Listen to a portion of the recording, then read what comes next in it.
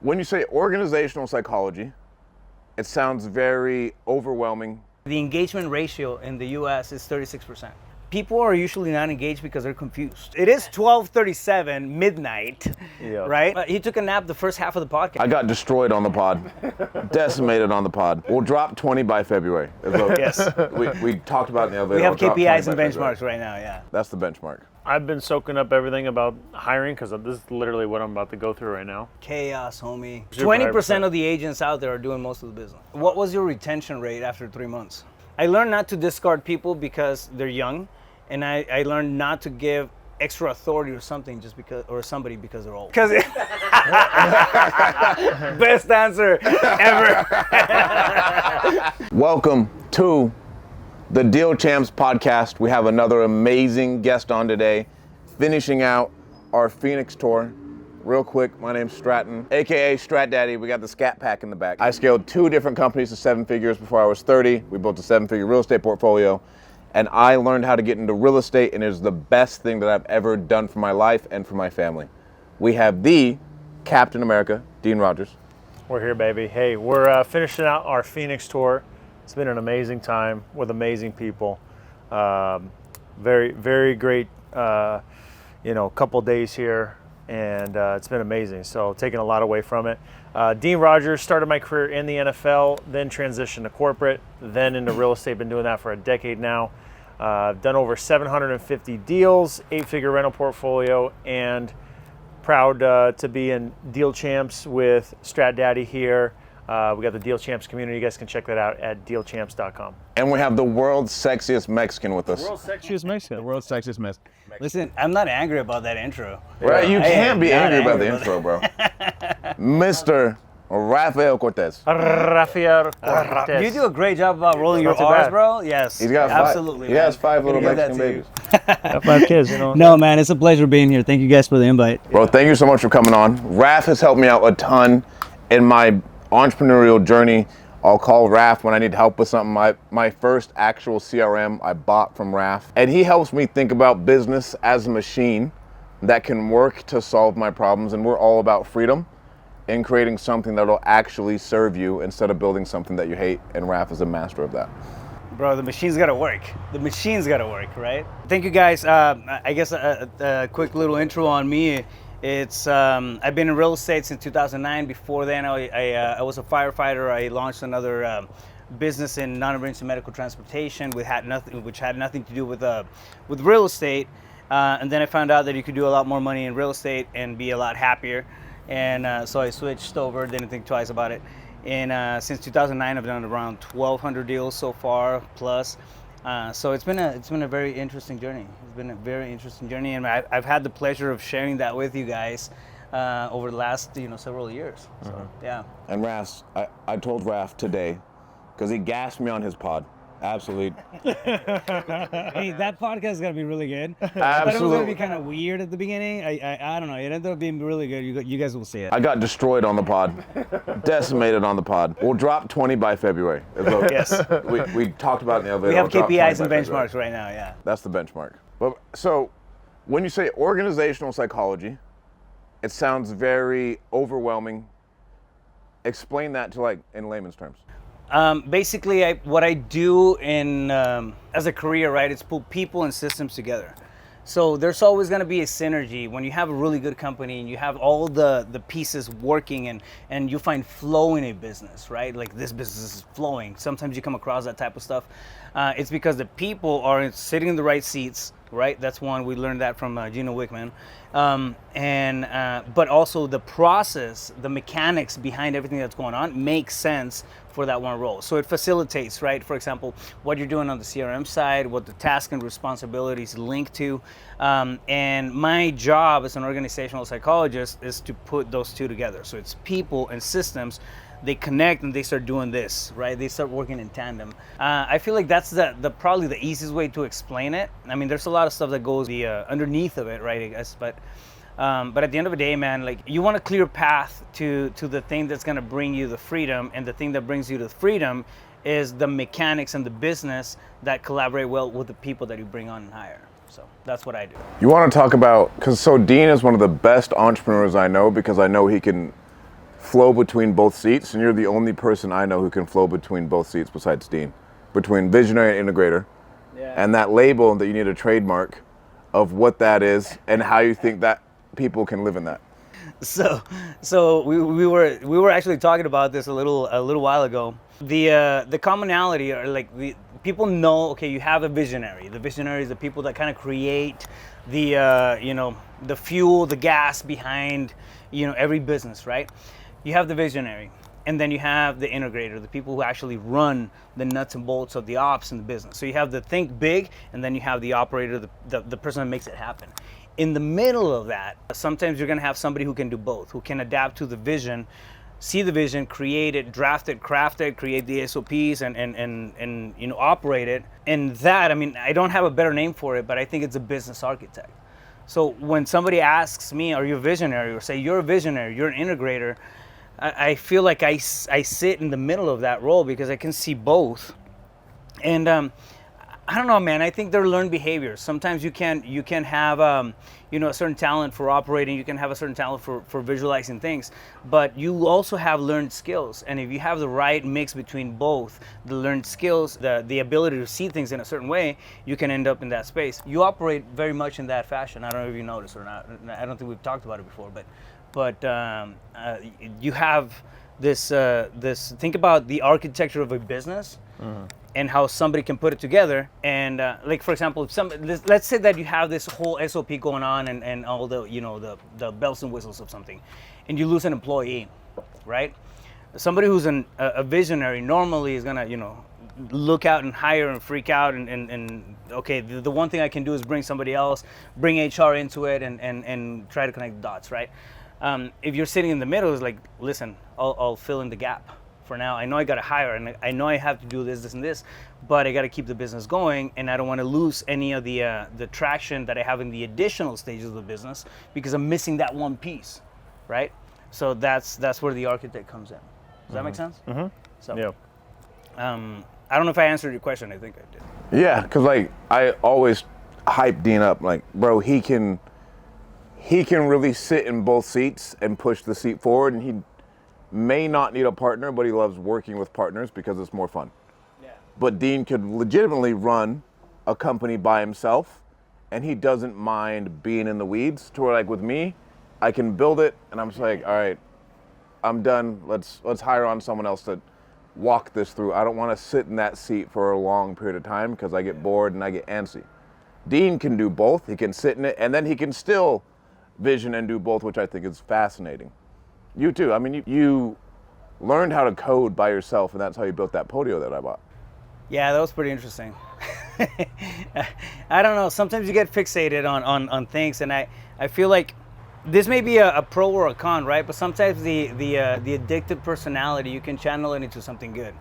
And to me, it's been a good thing throughout my years, as far as getting tunnel vision on something, right? Like right now, what I want to do is I want to listen, my gap, my bottleneck right now, for example. I think we have to think in business terms a lot of times, and I like the word bottleneck because it just allows me to identify what's not working in the business, right? So when I, for example, rolled into Podium, this is 2015, 16. This is very early on. It's like my bottleneck is a CRM. I don't have a way of tracking, all these things and is staying with accountability and I learned about KPIs, key performance indicators, and everything, everything in between. I just didn't know how to keep track of it, of the entire thing. And that can be a challenge, right? So I had a bottleneck, and like, how can I make it work? And what happened is I ended up getting fixated on that thing for, I don't know, call it 3 to 6 months. I learned the basics. It's not like I learned like full code or anything. Like somebody who knows how to build a software is gonna kick my ass every day of the week. But you become dangerous enough that you understand what you're doing. You know what I mean? And if you have that side of it, and then you have the operations side where, listen, this is how real estate works. This is how wholesaling works. This is what I need to have in an actual CRM that serves my purpose. I feel like you have the mix or the ingredients of something that you can put together and really, compile a solution like based on whatever it is that you're looking for. So as entrepreneurs, I think, that's what we're doing on a regular basis, just finding solutions left and right. Yeah. Yeah, I'm assuming you're probably someone that likes to know how things work, connect the dots, put them together. I do, but it has to be functional. Does it have to be clean? Like Yes. when you think about it, like when I think about something in my head, I know I could make it in like 9 different ways to make this thing happen, but in my head it'd be much better if it worked in a circle. Like, is that how you think about things? Yes, it's not necessarily how I originally think, but it's usually the outcome of what it is that I'm processing, right? So because I'm lazy, I'm strategically lazy. I want to build stuff in a certain way that I can delegate it, and if you have something that's too confusing, people they're not gonna adopt it. If you have to have training, like volumes of training for a process, for a task or something, it's not gonna be carried on the same way. It has to be easily adoptable, and I think the magic or the magic of simplicity goes a long way. If you're able to create something, I have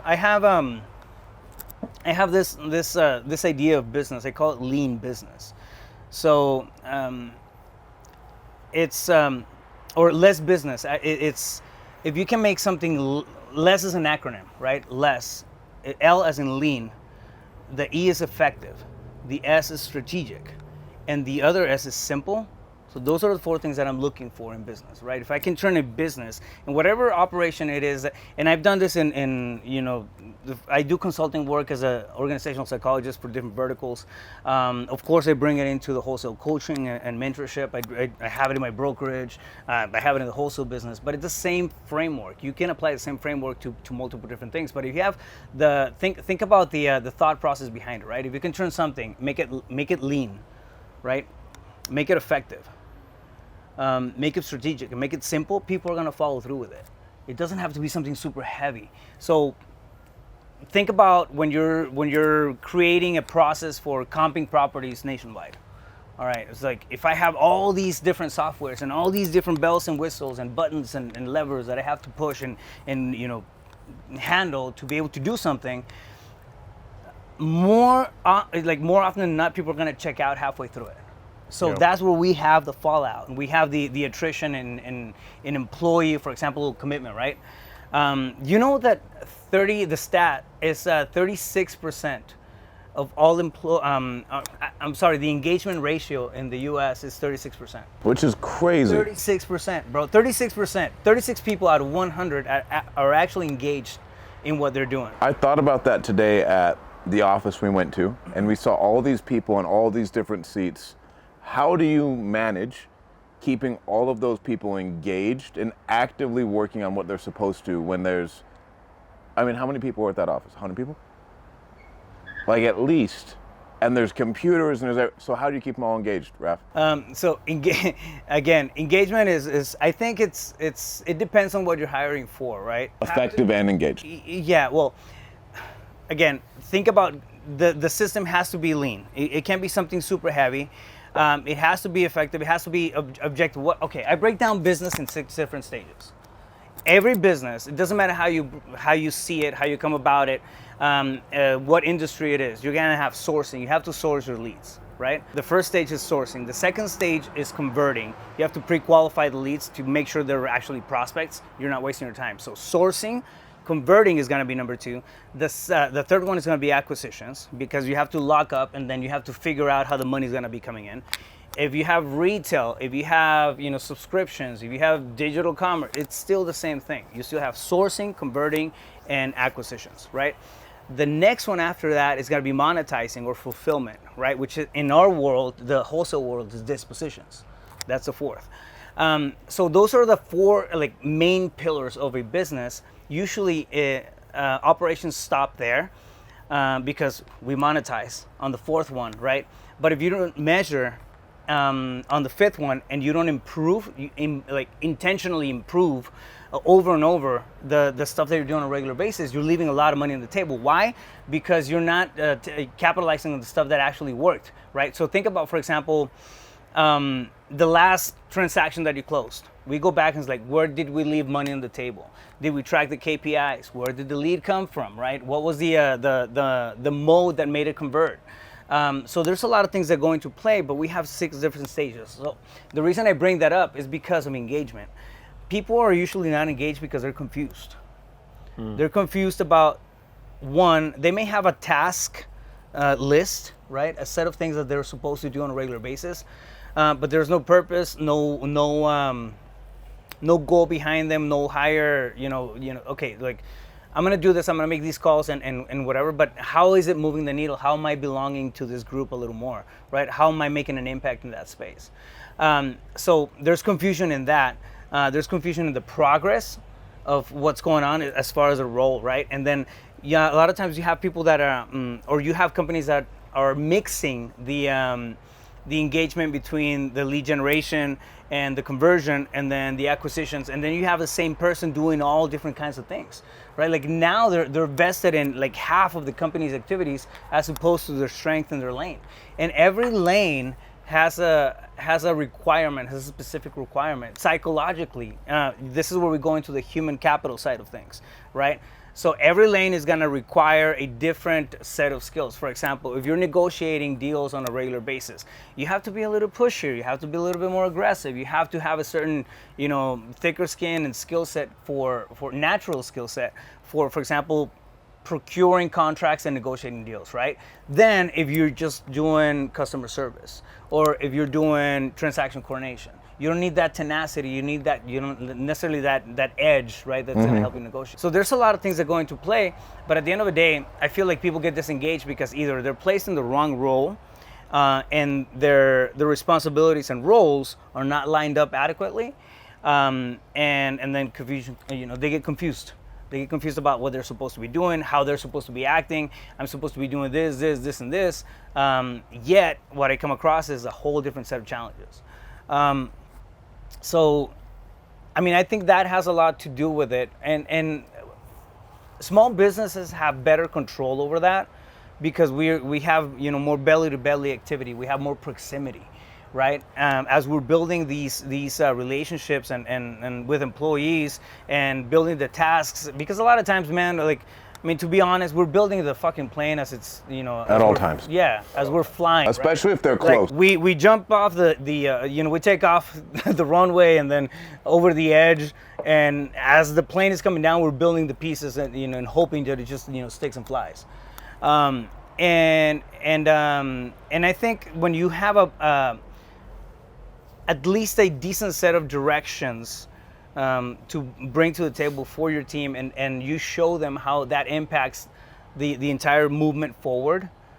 I don't want to say the vision of the company, but at least their immediate purpose, people get more engaged. Why? Because now they're doing something. They're busy, but they're making an impact. And I think we're not just in a money economy anymore. We're in a purpose-driven and impact-driven economy. Gary Harper talks about that a lot. He was like, bro, they want to have purpose in that company versus just money. I couldn't agree. Okay, tell me back in the 80s when people would think it was like, what's the purpose of life? What am I here for? Like those deep questions. I don't know. If it wasn't Zig Ziglar, you weren't hearing it anywhere else. Yeah. You know what I mean? And he wasn't that popular back then. There was now he is. But there was a niche. Yeah, there was absolutely a niche. Now it's more of a, it's more of a mainstream, right? But I think that's come through time. Anyways, we went from that, I'm getting a paycheck, and that's okay, to, hey, listen, I got to move the needle. I have, okay, what else am I doing? How am I impacting? What am I here for? And I feel those deeper questions, man. They come in every single aspect, at every single level of the employee ladder. They do. When we start to ignore those as entrepreneurs, that's when we get hit with disengagement. That's when we get hit with people that are half-assing roles and responsibilities. What's your hiring process look like? Because if you've got all this information of understanding what the person is going to be looking for and what you're looking for, right? And trying to marry the two together, what's your hiring process look like, and how do you know it's the right person? I feel like you're never going to know it's the right person until 3 months in. and I quote 3 months in, anybody can adapt to anything for 3 months. That's a cycle. It's a psychological. Because it takes 3 months to form a habit. And people will adapt to something they don't like for 3 months until they start saying fuck it. You know what I mean? So that will happen with employees. They'll tell you everything that you want to hear. They'll look great on paper.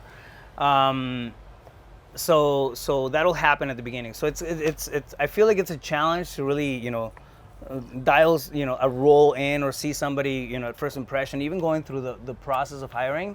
What you're doing is you're mitigating the risk of a failed employee, not necessarily eradicating it. To answer your question, it's the process that I have. To get into the nuts and bolts of it, right? We have ads. I have a lot of reach through social media and whatnot. So we'll put out an ad that we're looking for an employee. That leads over to an application. The application itself, I have several questions in there embedded in the application that are dequalifiers. So the first thing on the page when they go to that after the ad is a description of the role, how they're going to get paid, all the questions that you would normally ask. I answer them right before they fill in the application. So that's right at the top of the page. So I'll have, for example, Pulse Capital REI/acquisitions. That's the landing page. They go in there and then they'll see the role. They see what it takes, what it requires, the culture, or principles. I have 3 principles. I keep it super simple, very straightforward. And we live by those 3 principles.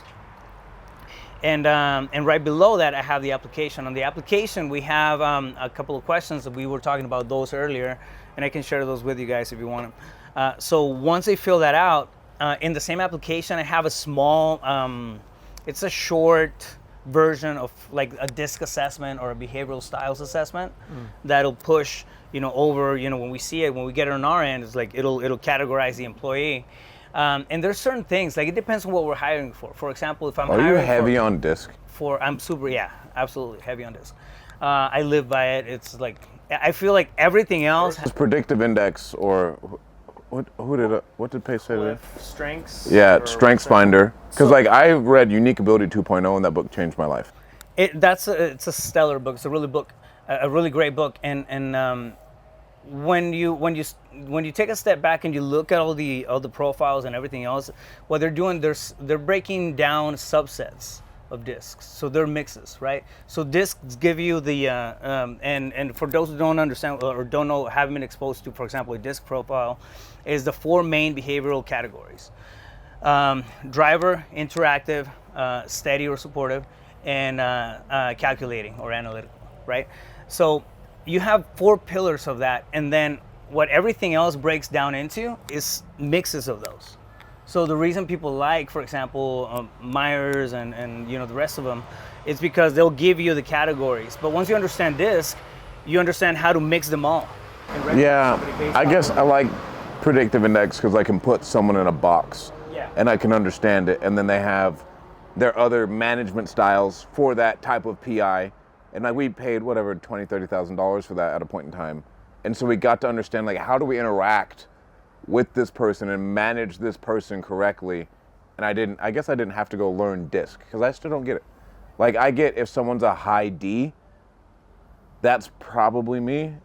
Unless they're a salesperson, it's just not going to work in our organization. Yeah.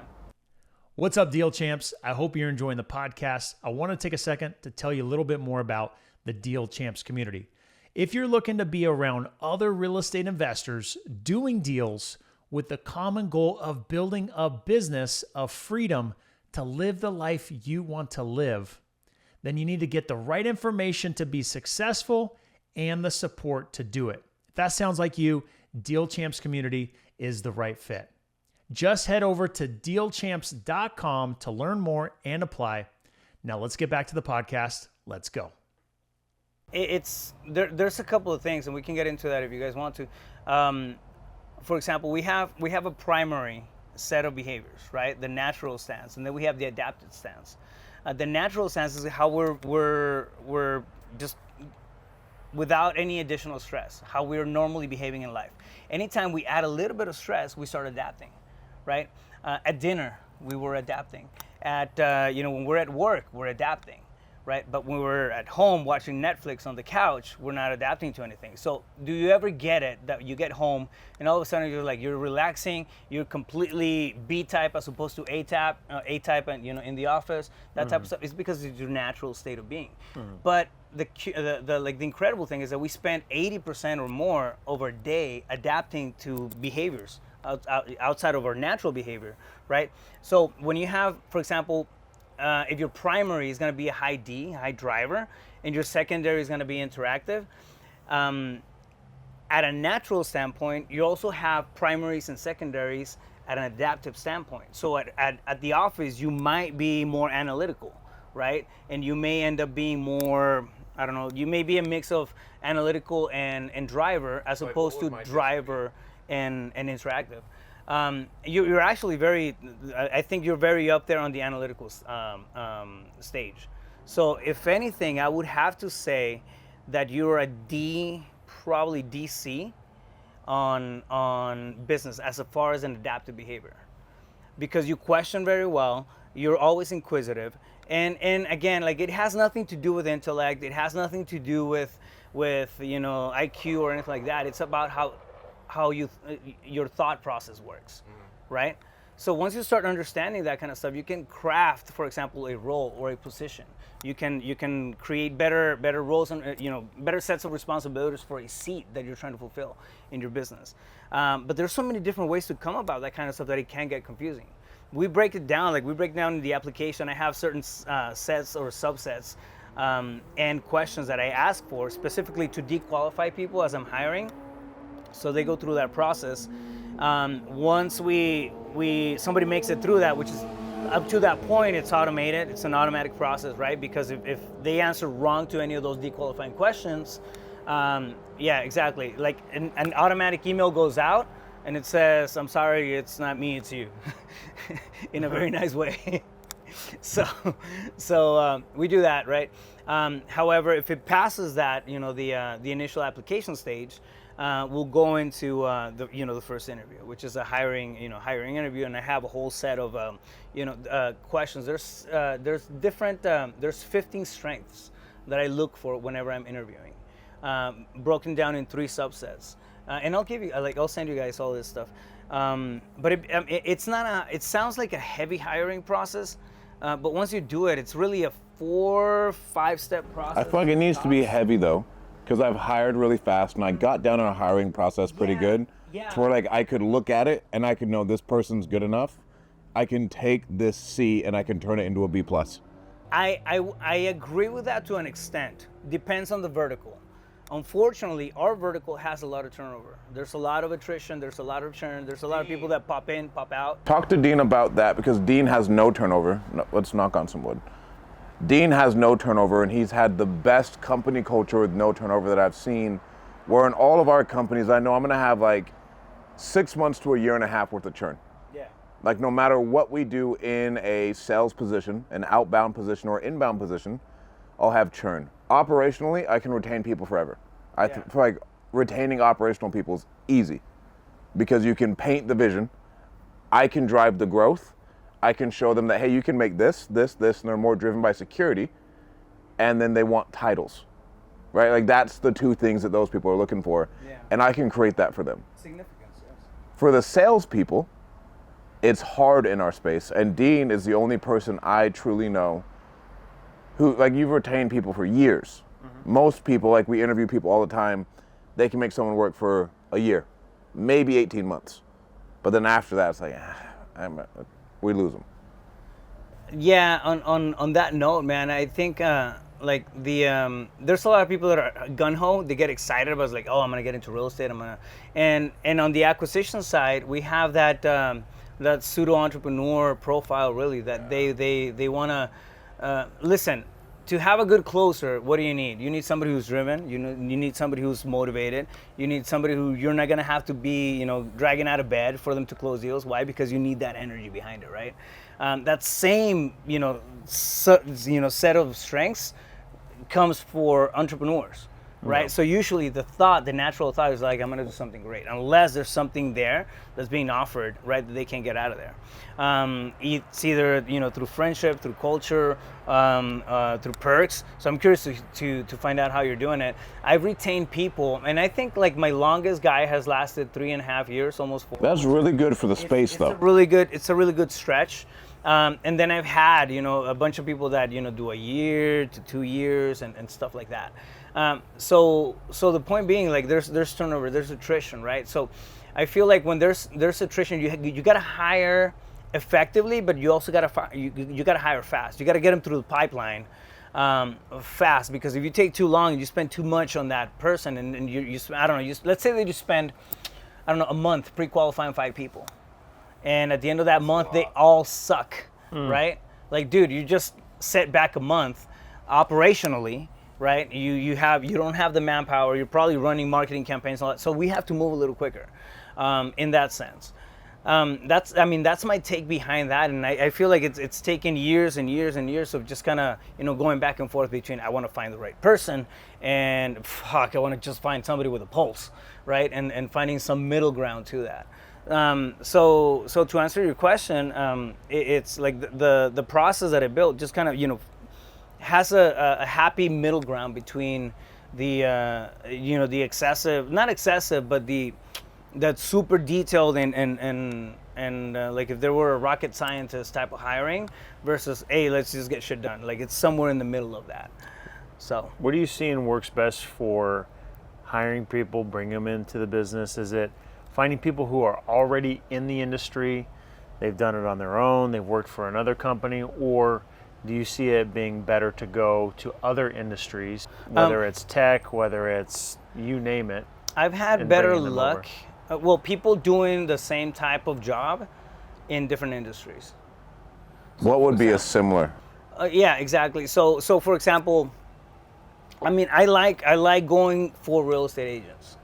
Why? Because they already showed they could finish something. They have a license, right? So they have a certain degree of commitment to. I don't know if it's fail-proof or anything, but I like going for real estate agents when I'm looking for hiring. I'll see that as a pro, and then they already have, like, they speak the lingo, right? So if you look for real estate agents who are not doing a lot of volume, which it's not uncommon. So, whatever the percentages, it's like a Dean and I, super 20% of the agents out there are doing most of the business. Dean put me on to, like, if you're not doing a lot of volume by yourself, you're not going to do a lot of volume with me. He was like, because, like, if you've been floundering for 3 years, there's nothing I can do to light a fire under your ass to make it get there. And he was like, we were going through interviews at the same time. He was like, yeah, I interviewed him. He was like, I disqualified him because, like, he was been in real estate for X amount of years, and I don't see the track record. So here's my take on that, and I can use one of my case studies, or one of my employees as a case study. His thing was direction, was clarity. When you jump into a brokerage, I'm a real estate broker. When you jump into a brokerage, normally you're not gonna have like, hey, listen, do this, and this, and we're gonna hold your hand and walk you through the entire process. Why? Because they're 1099, right? Yeah. So most brokerages are not, although they give you quote unquote training, it has nothing to do with what not invested. Clarity is not there.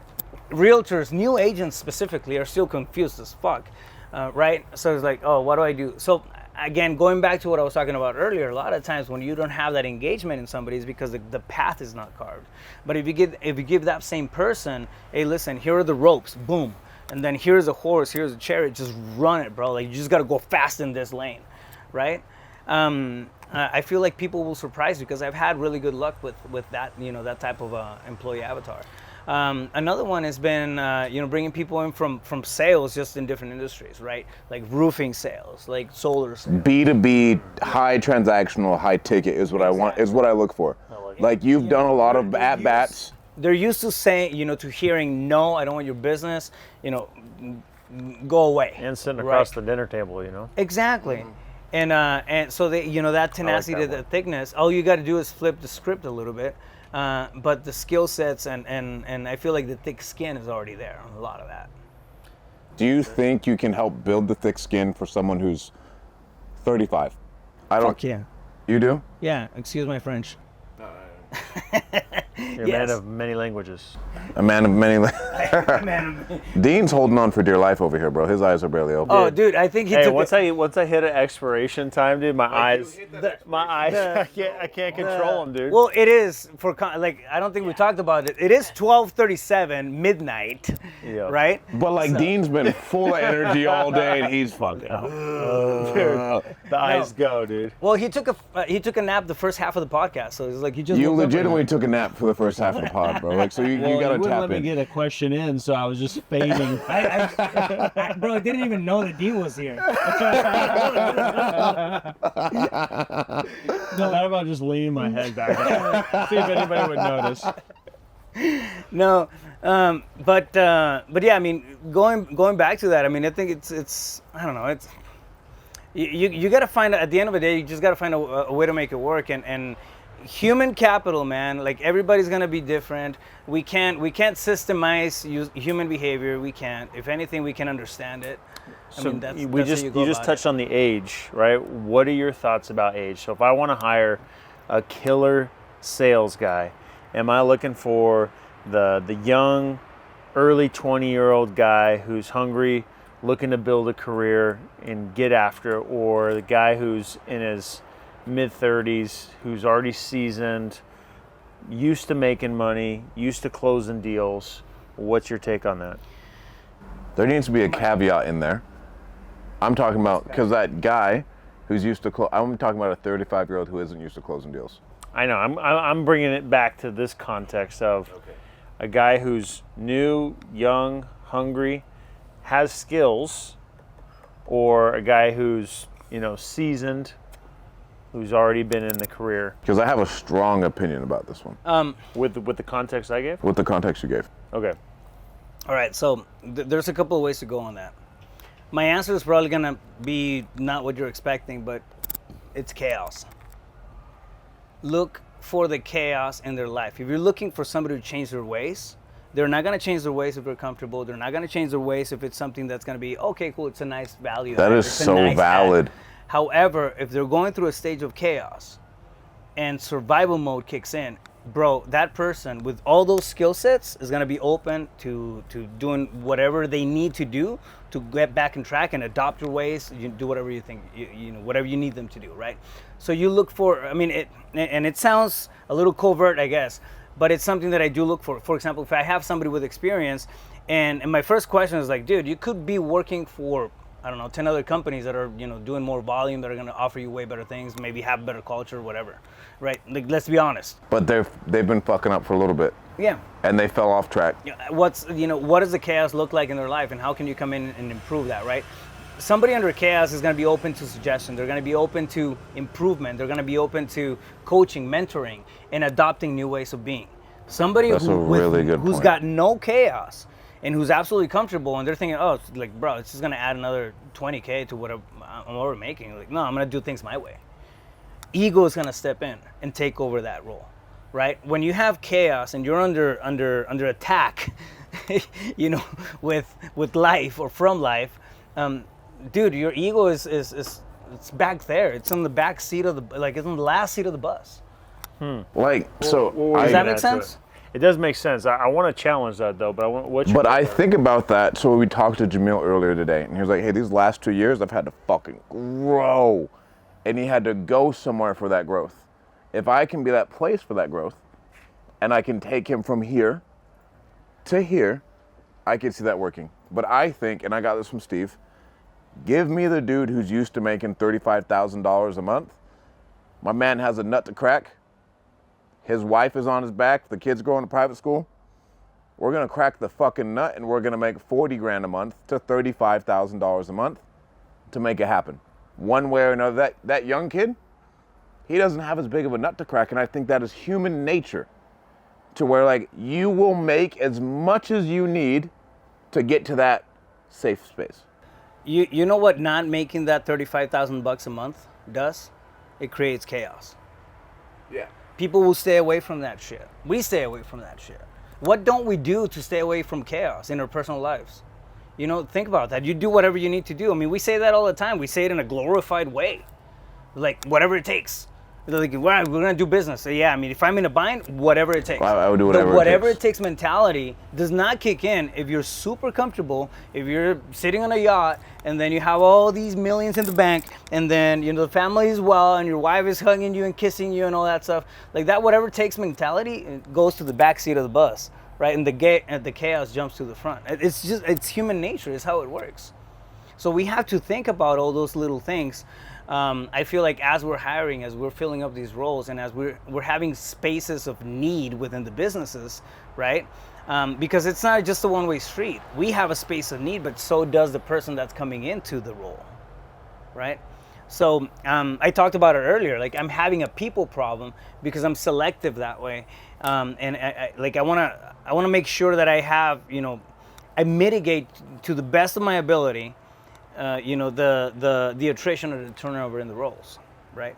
What's your take on the it's person? It's a natural thing in business. Let's say someone's equally skilled, okay?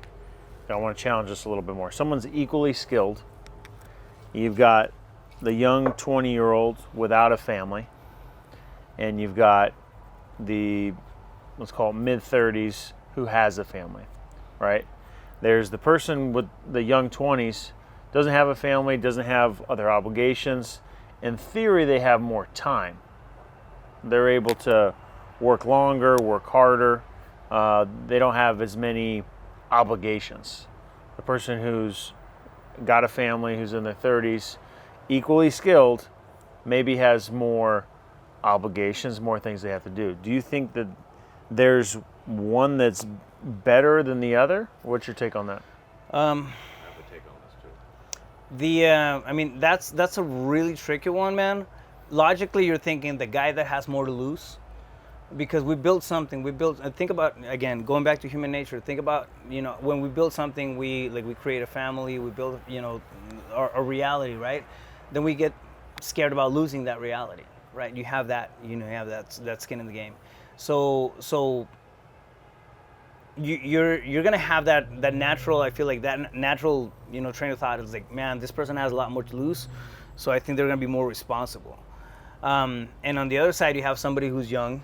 They don't necessarily have a lot to lose, but they have the skill, the hunger for it. You met two of my guys tonight. But at the same time, as an entrepreneur, we make the mistake that people think the same way we do, and they should only be happy with making X amount of dollars. Where a lot of people, if I pay someone right now $500,000 a year and they get fired from my position, they will never find another position like that again. Just like flat out, in a small business. Like if they're making that much money, like it'd be really, really hard if I put them in a great sales position and they're making $300,000 to $500,000 a year. One of the things that I look or that I scan for, I don't want to say to look for, but I scan for as I'm going through these applications and the process is values, personal values. What are the drivers? What are the motivators behind the person that's coming in? And it's designed to be in certain questions. So it's not like, oh, what drives you? Money. What drives you? Impact. What drives? It's not that clear, right? There's ambiguous ways of asking for the same thing that you're going to end up with an answer that people don't necessarily see right out of the gate. But I look for drivers of performance, drivers, I call them. And when you're hiring somebody, like, people are gonna have different things, right? I mean, believe it or not, but aesthetics, for example, is one of the drivers for performance. Like, all right, I just want to be in a cool fucking environment. Yeah. Like, all right, that's awesome. I mean, that's great, but it wouldn't be, for example, me as an individual, it wouldn't be a thing that I would register, right? To me, it's okay. It's bottom line, it's results. It's a different way of thinking, right? But you have different drivers that come in, and I think that's where the selective process of the hiring really has to come in, right? Because you can have two parties that are very similar, and then you have some pros and some cons, and then you can create all this subjective, theory behind it. It's like, oh, this person's gonna be better for it because he's got 3 kids. Well, maybe he's a shitty ass dad. Like my dad left when I was 3. Like, And we were talking about that in the car. Like, you want a number one predictor of a great entrepreneur? you know what I Show mean? me a man with daddy issues. I mean, like Elon Musk, daddy issues. That, like, and you can go down the line of some of the best entrepreneurs in the world who have ever lived. It's I don't know, it's crazy, right? But you look at those things and you start to peg, because sometimes you're gonna have people that are yeah, he's struggling. Hey, bro. Hey, hang on. We got a lot more to go. A lot more to go. This podcast is gonna be like at least 3 hours long. Hey, I mean, you could have drank an energy drink. You could have taken some of that white powder. I don't do drugs. I told you guys that. I mean, but like whatever he keeps in that backpack that he pulls out in that fucking It's scooper. called amino acids. Amino acids. Hey, get him some amino I'll walk acids. right through the airport, no problems. Because best answer ever. Because you're a good-looking white tall dude. Because you're a good-looking 6'3", 6'4" Yeah, white exactly. So going back to it, I mean, through the hiring process, you have to look out for those things. So you really do have to have an effective, and I feel like fast hiring process, especially nowadays, man. I mean, not just the economy, but everything moves fast. I think it's another sales funnel. If I don't get to them, absolutely. if I don't get That's to the them in a best way to put timely it. manner, Yeah. because like we used to have to hire a lot. Like we'd be hiring on 20 people a month. Yeah. And then we had a recruiting agency at a point in time, and we would tell the people, if you do not get back to us within an hour, if someone's a killer, they're gone. They're gone because Dean found them, and Dean's like, I don't know, hey, come join the tribe. If we don't get to them immediately, they will find another opportunity that they're happy with. Exactly. Talent moves quick.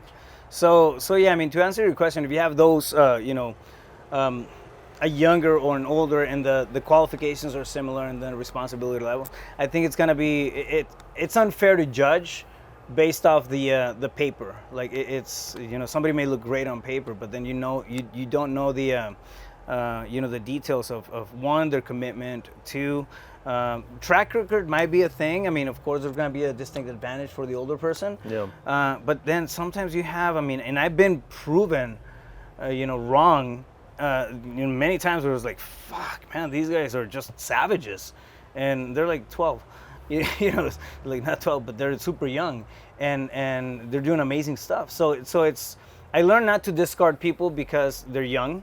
And I learned not to give extra authority or something somebody because they're old. So today, when you're knocking on my door in our hotel room's right down there, we hired on a batch of South Africans this week, and I'm getting them ready and everything else. A batch? I mean, like 4 people. It's a group of people. And he goes back right into it. Okay. I know, whatever it is. It is what it is. What, you can call me racist? I'm black. But are they black or are they white South Africans? They're all black. Oh, okay. Like all the people who work for us, they just happen. I'm a racist. They all. And then you have a black. Mexican in the room, so they could be back. Like they could be khaki and it's still okay. But anyways, one of the chicks who I was interviewing, I was like, "You are super ambitious." She's like, "I want to be rich, and I want to change my life." Today, I was like, "Okay." In that meeting, you walk in. I was like, "All right, everybody, take 10 minutes. I want you to write down your goals over the next 5 years, and we're going to sit down and we're going to talk about it. I want to hear where you're trying to go." And then the woman tells me, like, well, actually, last week I had a preemie baby. She interviewed for the position 3 different times before getting the job the week she gave birth. And she was like, no, I'm going to change my life. Chaos, homie. Chaos. She's like, I'm going to change my life, and I'm going to be rich. I'm going to buy real estate. And I was like, we can do whatever we need to do with you. You want to get out of chaos. You are ambitious. And because you can see that in my head, in the window where I've been in my life, like, no, like nothing else matters. I know we have to get out of this, and I'm going to change my life.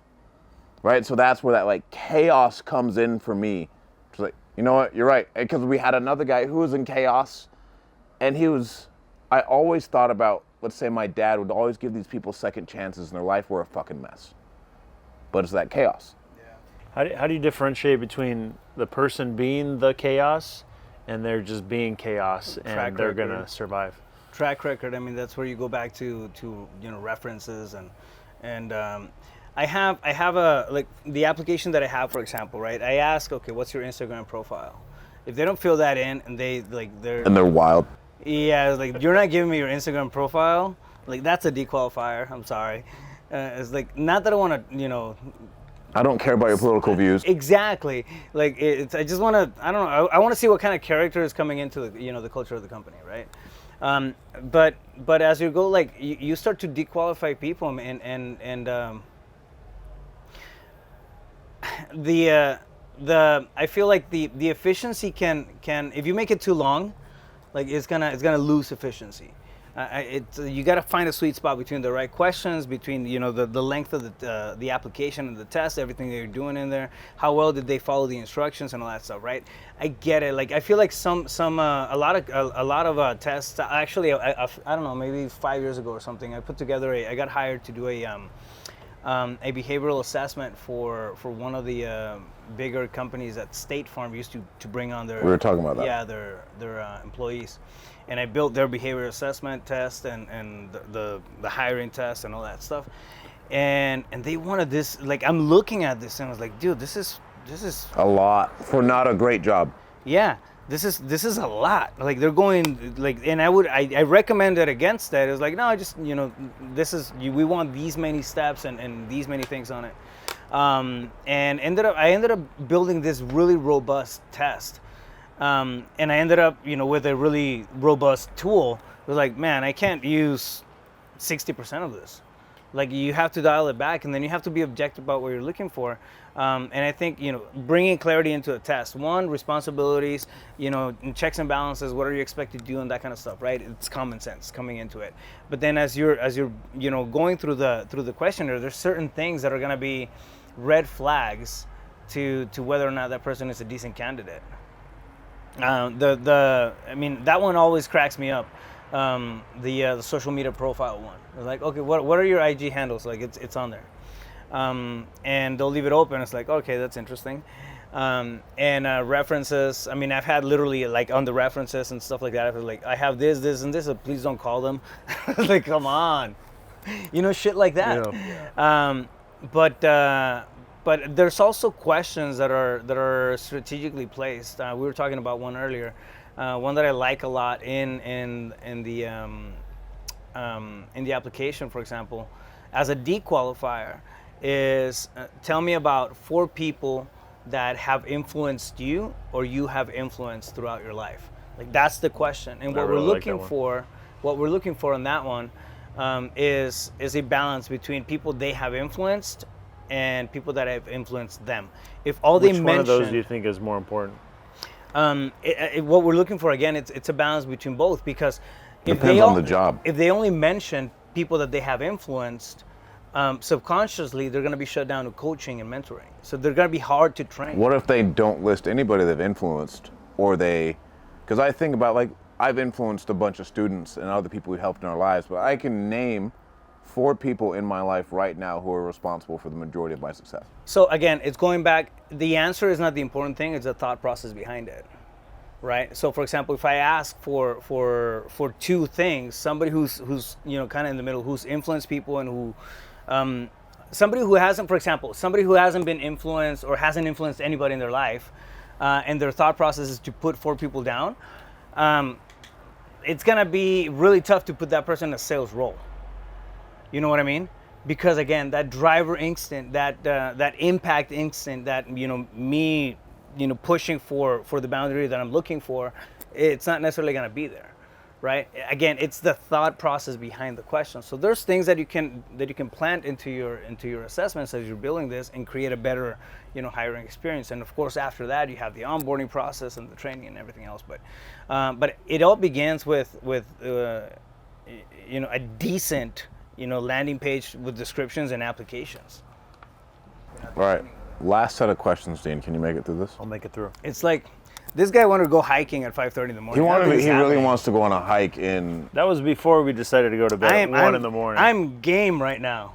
Like, me and amped up and ready to go? Me and Raph could pull an all-nighter. Like, we were talking about it at the bar. Like, do we do it? Do we do it? We could do it. We could do it. You couldn't do it. We could do it. Challenge success. Don't call my ego now. Oh yes. It's gonna be an absolute ego. You just didn't play. want to do the hike. So, what would be the perfect hiring process, let's say, for sales reps? I think this is something me and Dean are both going through for a lead manager, follow-up specialist leads manager. We do a 3-step interview process. Out of 400 to 500 candidates. We set 50 interviews. We ended up hiring 4. One person fucked up at the beginning. We hired 3 people out of those 500 candidates. And then I hear Nick is getting 500 candidates a day, and I'm like, What was your retention rate after 3 months? This is brand new. Brand new? This is brand new. On our other hiring processes, we got it down. Like if someone made it through the first week and a half with us, I could retain them for a year. Okay. And I'd know, and the team would know if they can make it through our culture. I think your company sets its culture. Yeah. If they can adapt to the culture for that first week and a half, and I do think it needs to be a shell shock, because as an organization in the real estate space, you will only drive, let's say, outsized returns or whatever it is by being a great operational company. Like you have to perform higher than other companies. They need opportunity. You can't provide opportunity if you don't. Yeah. Again, going back to for example, I'll give you the 4-step model that I run, right? It's ad. On the ad, it's very blunt. They're like, hey, listen, if you like to be insulted, and then being yelled at, and then have basically I outline about 5 or 6 different things that are bad, right, about acquisitions, like this, and this, but have an uncapped. Are you cold calling or something? Is that why people are so angry at you? No, but it's people get upset whenever you drop the MAO. I mean, Dean, you have the best lead quality I've heard of, bro. To where he converts 1 in 6 to 1 in 3 at times. It's that's fucking insane. Because we'll have these leads, we'll make the offer, and people want to stab someone over the phone. Yeah. Right? And we do that, and he's but we convert 1 in 6. Where are we messing up in our sales process to not get that same thing? But Dean has a omnipresent, very quality brand of Google reviews, TV ads, radio ads. The brand goes a long way, man. They see Captain America and they're like, no, this is the company that I'm going to work with. Versus us, it's all PPL. So the brand isn't quite as dialed. We're all PPL cold calling. Yeah, the lead source is going to matter a lot. I mean, it's going to matter quite a bit, right? But, going back to it, regardless of whatever it is that you're doing to source your leads, I want to prep them for that. I don't want somebody who's expecting, layups all the time. I want them to battle out for stuff. And it's my first point of dequalifying people. This is bad, this is bad, this is bad, this is bad. But you have, this capacity for earning potential, right? So I'll close off the ad with the pros of it. Great culture, you have, flexibility in terms and time and freedom and the way that I work it, right? So I have that ad. But I do outline a lot of the bad stuff in there. They click on that ad, they go straight to a landing page. I mean, again, it goes back to a funnel. It's really a funnel for them. It goes to a landing page, and the landing page has the roles and responsibilities, the description. Basically, you have the job description on there in a lander. At the bottom of the lander, I have the application.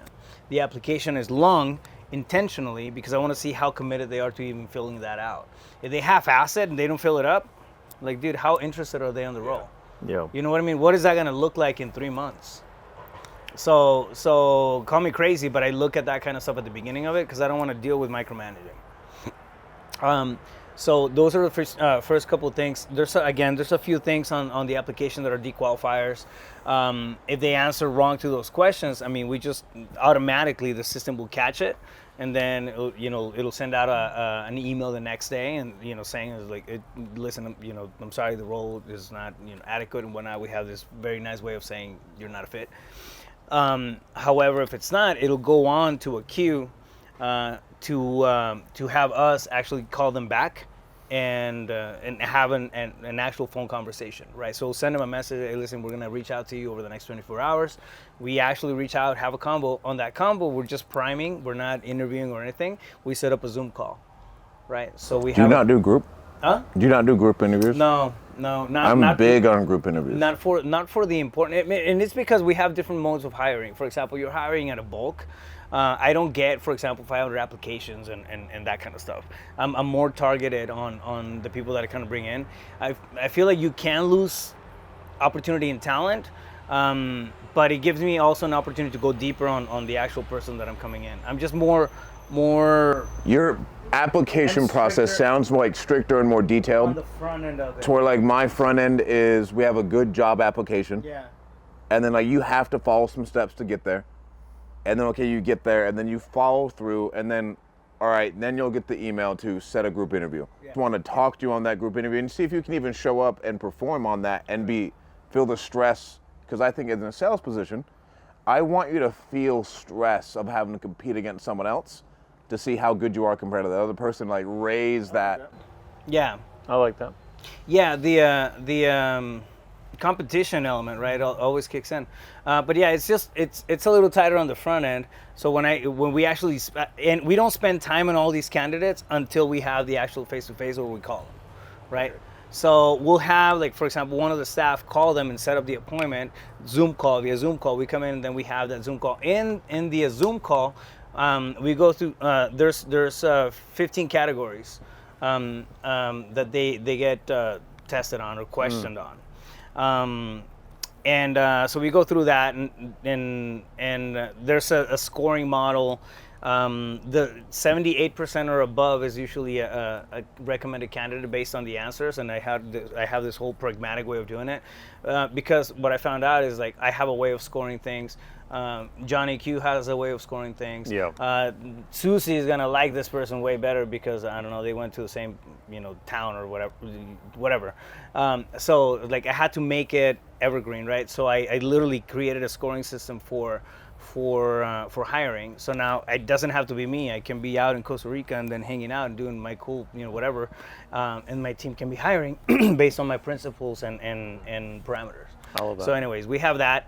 That comes in, and then the final decision, it always comes down to me, because I want to put eyes on whoever's coming. And you set the culture. Did you have any questions? I've been soaking up everything about hiring because this is literally what I'm about to go through right now. Let's get on a call. We're going to get on a call. Yeah. I'll walk you guys. He'll be a little bit awake. He'll be a little bit more awake. Not right now. Probably won't be at 1 in the morning. Yeah, no. Me and Raph are ready to go. Raph, I can do Rap. You guys got the energy juice going. That's what it is. Dude, they gave me like 70 jalapenos on that drink. Extra spicy. Yes. They're like, this guy's They Mexican. said, your name is Rafael Rafael Cortez. Cortez. El Yes. Cortez. El Cortez was Extra really good. spicy. Why do you say it like that? You can't. Extra spicy. Sí, señor. You can't just say extra You spicy. know what I like? I like it spicy. Jesus Christ. That's why we have problems in this country. That's why we have comedy. That's why we Yes. have comedy. SNL, man. I'd be dead without SNL. What a little rascal. A rascal. But yeah, so Where can people find out more about you, bro?